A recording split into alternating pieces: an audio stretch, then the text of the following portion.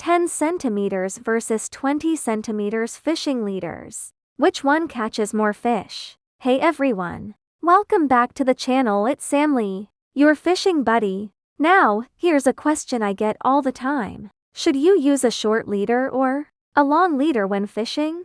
Like, what's really the difference between a 10 cm leader and a 20 cm leader, and which one actually catches more fish? Let's break it down in plain English, because this small detail can make a huge difference in your results. Part 1.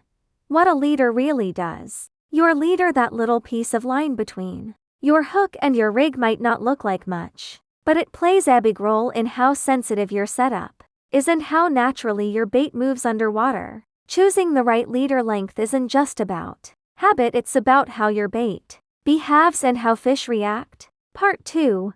The case for short leaders, 10 centimeters. Let's start with the short one, 10 centimeters. Short leaders are super sensitive. When a fish bites, the signal transfers almost instant. Lie to your float or rod tip. That means you will notice bites quicker and set the hook faster. But there's a trade-off. Because it's so short, your bait movement is limited at 1 T-swing or drift as naturally. So if fish are cautious or feeding lightly, that rigid setup might actually scare them off. Short leaders shine when you're fishing in clear water with active fish. You want fast, precise bite detection. You're in wild spots, like rivers or lakes, where the bottom is clean and you need quick reactions. Part 3.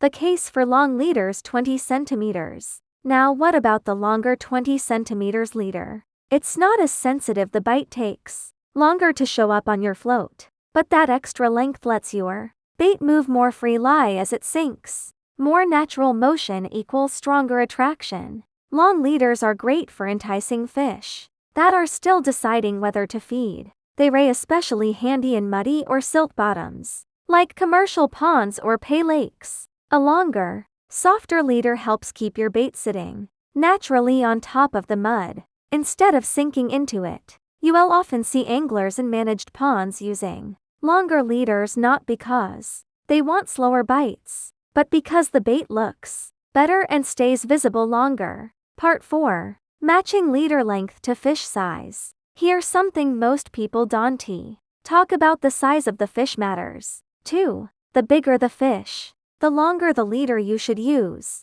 When targeting small or medium-sized fish, 10 cm, 15 cm leaders work fine. But when you're going after giants like 20 or 30 pound grass carp or black carp, you will need much longer leaders, even up to 1 meter or more. Sounds crazy, right? But it's true. Big fish pull hard, and short leaders can cause your line to cross or bridge under tension, which often leads to break-offs. So if you're chasing monsters, go long, or even try a single line setup without a leader connection to avoid tangles. Part 5.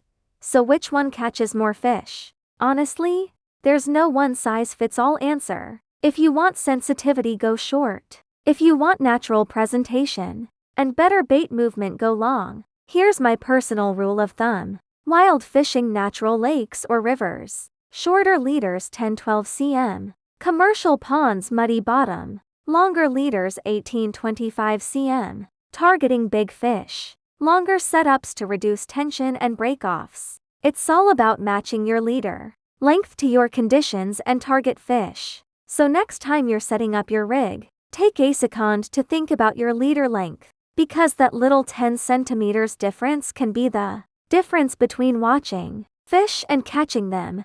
What about you? Do you prefer shorter or longer leaders, and why? Drop your experience in the comments below. I'd love to hear what's been working for you. If this video helped you out, don't forget to like, subscribe, and hit that bell for more real world fishing tips. Tight lines. Everyone, see you next time on the water.